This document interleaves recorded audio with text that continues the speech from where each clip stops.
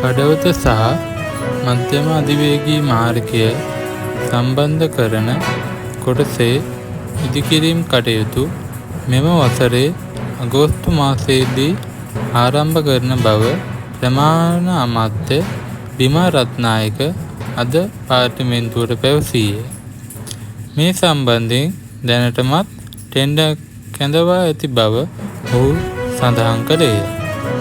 චීන හෝ දේශීය කොන්ත්‍රාත්තුකරුවෙකු විසින් නොතුරු අනාගතයේදී මධ්‍යම අධිවේගී මාර්ගයේ ප්‍රධාන කොටසේ ඉදිරි කිරීම් කටයුතු ආරම්භ කිරීමට පියවර ගන්නා බව අමාත්‍යවරයා තවදුරටත් ප්‍රකාශ කළේය.